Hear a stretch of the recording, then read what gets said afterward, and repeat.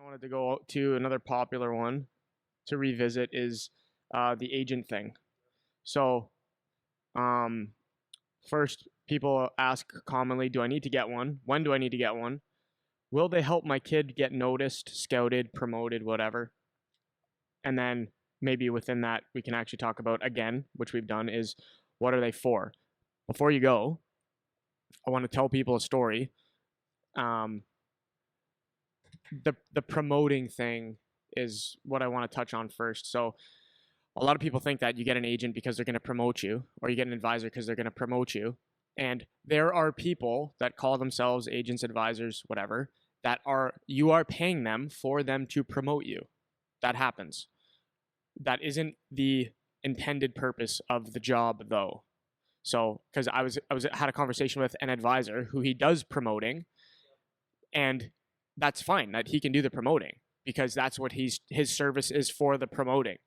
But that doesn't mean that's what the actual job was initially intended for. So when we talk about agent stuff, we're talking about is the agent's actual job when agents started being agents. That's what it's for. So there are people that blend these things to be other things, but that doesn't mean that's what an agent is or what they're for. So that's the first thing I wanted to talk about. The second thing that I wanted to say, this was an interesting conversation we had yesterday. We were talking about understanding how good your kid actually is before you think that they're good enough to have, one of the best agents in the world, or these people going out and promoting you without you being at a baseline level. So I just want to do a little thought experiment that we did yesterday. So we were talking about for the kids that got drafted or didn't get drafted, and they were saying this is bullshit, that's bullshit. We were kind of talking about how many good players there are out there and what the selection pool is like. And so I just want people to think about this before we get into the agent stuff, is if you started to combine some of your teams, your local AAA teams, let's say within a 2-hour drive, would your kids make that team if there was only one now? So the example I'll give for our area is we have Windsor and Sun County are two AAA teams locally. If we combine Windsor and Sun County, that means half the kids that are currently playing AAA would no longer make AAA. Is your kid one of those kids? If we go to the next... And be honest. But even if you're not, let's say you're not, and you give your kid the benefit of the doubt. Now we combine the next AAA team up, which is Chatham. Does your kid now make that team? So now we're combining 3 AAA teams. Does your kid make it? If we take the next AAA team, which is Sarnia, let's say. Sarnia or London. Let's go with Sarnia first. Now that's 4 AAA teams within 2 hours. Is your kid making that team? If you take the next one, so if you still think your kid is on that team, now let's go to the next one. We'll go to London, and we combine London with those. London, now there's 5. Yeah. Without even getting to Elgin yet. We just get to London. Combine 5 AAA teams, Elgin would be 6. Yeah, so if you're a centerman, are you the top 3? Right. If you're a centerman, are you one of the top 3 centermen from where we live to London, Ontario? So if you're not, we're talking, you're not one of the top players within a 2-hour drive. When we put things in the context of the draft, Ontario is very big, and you get Michigan, and you get Ohio, I think, right? Oh yeah, you got Pennsylvania. So if we get Ohio, Michigan, Ontario for Florida, the OHL draft, and you're not one of the best guys from here to London, you wouldn't even make that AAA team. Then let's reevaluate how good you actually are when we start talking in the context of getting promotion services, and is the draft bullshit, and how much is politics actually playing into this, and those types of conversations. Because when we start to talk about agents, that starts to bring in all of those topics, whether it's the agent thing or the politics thing, or this is bullshit, that was a favor, look at this kid that got drafted, he shouldn't have got drafted, and those types of comments. So before you get there, maybe do the thought experiment of combining just the AAA teams close to where you live. And is your kid one of the top players? Because there's orders of magnitude more players than that these teams are looking at, So it's just that's just a baby slice of what they look at just in your own league within driving distance, So I wanted to put that out there because that was a cool conversation we had yesterday. Well, now you can jump into the agent thing, because people are so they're so flippant about how it's easy. Apparently, it's easy. Or apparently my kid needs an agent, that's why he didn't get drafted. Or apparently should be drafted in the top 3 rounds. It's like when you actually look in the mirror, and this is what's like, this is not to be negative, right?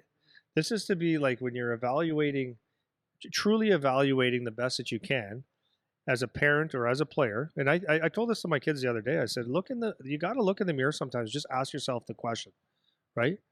What am I doing to stand out? What makes me better? Whatever. So when you look at this as a parent or a kid and you say, if there was, like we said, take your local area and you take whatever teams are around there and said, if they had to pick, because in youth hockey, it's 3 lines, 6D. They had to pick, or two goalies. They had to pick, cut it in half and really look at the roster and say, am I on that team? And then add another team or whatever, am I on that team? Being honest, then you might sit there and go, I probably don't need an agent. Or you know what? I'm actually really good. Let's go. So like even for a parent's investment purpose, right? You look and you go, no, like actually he I think he's up there. Okay, then that's another way to make a judgment for investment. So now when it comes to an agent, what is an agent? An agent, from where I sit, is a person who represents a player. What that person does is he says, Eric, I recognize you as a player that can make me a lot of money. That's what it is. Because I don't want to work for you for free and be on the phone and talk to people and all that stuff. I want to make money from you. So I'm not going to talk to you if you're not one of the best players. That gives me a chance where I think you can make $1 million or $10 million, where I can get 3% of that, or 2%, or 5%, or whatever it is a fee. And if you make $100 million, that's even better. So that's who I want. So if I look at you and I think that maybe you can play in the OHL, or maybe you can get a scholarship, there is no money for me to invest in you. So I'm not doing that. It's a waste of my time. So if you're going out looking for an agent, probably you're not the guy. But that doesn't mean you're not going to ever get one. But anyways, if you look at what the role is they want to make money. That's the job. Make money off of you. Okay. Now that's not all bad. I'm not saying that all negative, because so with me or with my family, and when I had an agent and stuff, I just was clear of what the roles were. I knew that, like, an agent their job is not to promote you. It's not to tell everybody how great you are, because if he calls Dale Hunter or Mark Hunter from the London Knights and says, yeah, this kid is the best, like, you need to take him, and they go, yeah, but we don't think he is, like, they're right, you're wrong.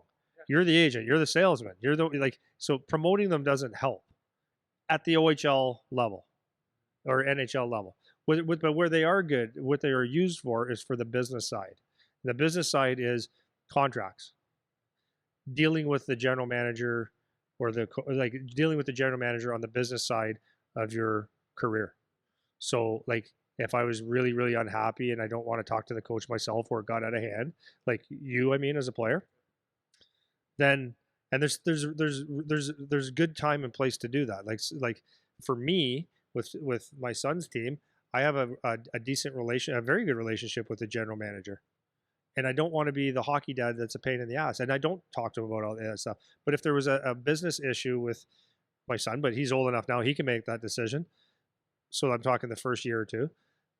Then I would rather the agent do it than me, because I don't want to ruin a relationship over business, right? So he takes care of that. Same with the players. You let your agent take care of certain things. But the agent isn't there to get you more ice time. A lot of people say, yes, they are. No, they're not. That's your job. As a player, your job is to get recognized. Your promotion is the way you play. If you want more ice, you have to go earn it, and that's what it is. The agent is there to do the business side. That's it. That's all. What's the business side? It could be commercials. It could be endorsements. It could be contracts. It's the business side of it. The hockey side is up to you. They're not there to make calls and pave a way for you to have an easy life. The other side of an agent, or what you were describing before, is for the people that, which they call in college advisors. And I understand to a certain degree how this works, because if you're not a top agent, you're trying to make your mark. So what these guys do is they'll charge a fee for you, Eric. Like, okay, you haven't been drafted, or you were drafted in the 15th round or 14th round, like a later pick in the CHL, but you want to get to a higher level and you feel like you could. So you don't want to send out your own videos and do your own calls. So I'm going to hire me. You're going to hire me to make those calls for you and tell everybody, try to find a fit for you. And I don't want to do that for free. So you're going to give me $5,000, $3,000, whatever it is. I'm going to make all these calls for you, and maybe something will stick. Maybe it won't. But the bottom line on that side, if you're not good at hockey, it doesn't matter. There's a base level of skill or hockey. Like if a scout came to watch a game, they would be able to say, yeah, okay, yeah, I would be interested in him. Or if they watch video, not highlights. Highlights are different. That's only your good parts. If they saw your game, they could sit there and go, yeah, okay, I like it. But if you're not at that base level of potential, size, whatever it is, then that guy's no good for you either. So my thing is, agents are people. In my opinion, have the wrong idea of what an agent is. It's not a promoter. Your play is your promotion. Your day-to-day play is your promotion. How you behave, how you act, but how you are as a hockey player is your promotion. The agent is there to do the business side. So I want to hammer the difference on those two. So when we're talking about the agent, this is somebody who will take a percentage of your contract when you finally make money at the job. Yeah, take all the sexiness out. Yeah, that's what it is. They're going to take 5% of your income. Yeah, they're not. Or 3. They're not taking an upfront fee if they're a real agent or real agency.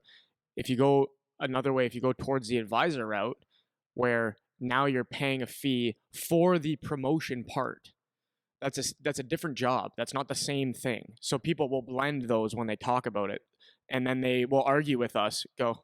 Yeah. So, and he could make 300 million phone calls a week. Mm-hmm. If you're not good enough, it's not his fault. And I know you still have to be good enough player. And this is what I was, because I was talking to one guy in particular about this, and I was saying to him, you, even with the promotion service that you're providing for a fee, if you don't think the kid's good enough when he sends you the clips, you're going to say no, right? Because you can't there's nowhere for this guy to go. So normally what happens is there's a kid who's like a borderline kid, like you said. Maybe he got drafted late, maybe he didn't get drafted at all, and he's a pretty good player locally, junior, whatever, and this guy's going to go hunt opportunities for you. That's fine. I'm not saying there's an issue with that, but that's not the same job. Those are different jobs. Yeah, totally different. So people will blend them, because maybe for certain advisors, it's like, yeah, you pay me this fee and I'm going to take a percentage of your contract later if you get it. Maybe they blend the jobs, but they're different jobs. They're distinct things, So if you're somebody who runs a service like that and you blend them, that's fine. I'm not saying that's an issue. I'm just saying those are different jobs and you're bringing them together to be one thing, but they're different roles. So for people that talk about agents in terms of the promotion thing, if you want to go pay for a promotion service, you can go and do that. That's fine. And for some people, it's helpful. I'm not saying it's not helpful, but there's still a baseline where you have to be good at the game, because the NCAA schools aren't just going to take a kid because somebody called them about him. OHL teams aren't just going to take someone because they got a phone call. They're only looking for one or two guys. Yeah, I know. So maybe the best 1 or 2 guys. Yeah, if you call and you're actually good and they send clips and whatever, and they're like, oh, okay, this guy's actually good, we'll go see. That's the best case scenario of those promoting kind of services, right? So they're going to go take a look now because maybe this person you paid turned them on to the fact that you exist when maybe they hadn't seen you yet, right? Maybe you're, like I said, one of those middle of the pack guys that isn't such a standout that you're dominating and they'll come find you right away no matter what, even though maybe they would, but maybe they didn't this time, and this guy just turned them on to you. That's fine, but that's a different thing. So there was one, I'll give you an example. This is like the typical story. I think you were around for the phone call yesterday. Someone asked me if they could someone in Toronto that thought they were getting drafted, didn't get drafted. Had a text, would you be able to talk to him for me? I said, yeah, I can talk. Sure, no problem. I'd love to help your kid. So they thought they were going to get drafted. So before this, and I haven't talked to the kid yet. So I said, well, I know everybody in the OHL. I'll call 1 or 2 guys. So I called one of my GMs and I said, have you heard of this person? Plays for this team. He goes, yeah, let me just look it up. I remember the name a little bit. Yeah, I said, I'm going to have a consult with him probably because he just wants to know what he can do and how he can be better and all that stuff. And he thought for sure he's going to be drafted and thought he should have been. So he goes, okay, let me look. He goes, I don't remember the name, but he Because if I remember to use your term, man, I think he's pretty like a bucket of vanilla. I said, oh, okay. You heard the conversation. So he looked it up. He goes, okay, here it is, 5'9". Looks a little heavy. 10 penalty minutes, which shows that there's not a lot of overly aggressiveness, and 2 goals and 5 assists in 30 games. I said, all right, thanks, man. Yeah. Right? Yeah, he read the report. Yeah. And he wrote his report. Yeah. Like, so that doesn't stick out like a sore thumb, right? That's what you call a bucket of vanilla. And that's not someone that the agent, like, that's what we're talking about here. The agent doesn't get that person drafted. The numbers would, or the play does. So that's the main thing. So, like, bottom line, when do you need an agent? You don't, and you do when there's business involved, right? That's it. And then you don't have to panic. If you get drafted to the, Ottawa 67s and you don't have an agent, and you went in the first or second round, it's okay. Yeah, it's okay. It's okay. We'll get you one. You can ask around. Like there's like, this is the other side of the thing is, like, some of the GMs, or many of the GMs, have very good friends that are agents. It's like, hey, I don't have an agent. Like, how do I do this contract? They'll say, listen, pick one of my friends here. I'll go make a call, and I'm sure they'll take care of you. Right on. Right.